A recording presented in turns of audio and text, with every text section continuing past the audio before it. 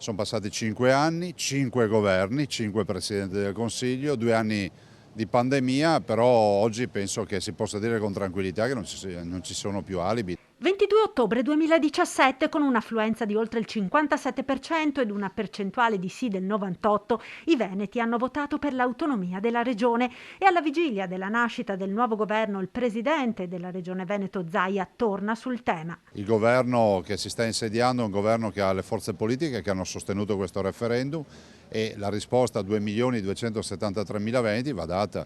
Voi ne sapete qualcosa, come televisione avete sostenuto con forza l'autonomia e penso che sia giusto ricordare tutti quelli che ci hanno creduto ed è giusto che tutti abbiano una risposta. Un tema caldo per il nuovo governo e che rischia di diventare incandescente nei rapporti tra le forze del centrodestra. L'autonomia non è la secessione dei ricchi, non è un atto di egoismo, ma invece la volontà di dire che è assolutamente in linea con la Costituzione. Non chiediamo nulla che sia di sovversivo, chiediamo l'applicazione della Costituzione. Se qualcuno ha cambiato idea sulla Costituzione, magari l'ha cambiata con la Costituzione in mano sventolandola, non può far altro che non fare guerra all'autonomia, ma andrà a chiedere che la Costituzione diventi assolutamente centralista e non federalista come oggi.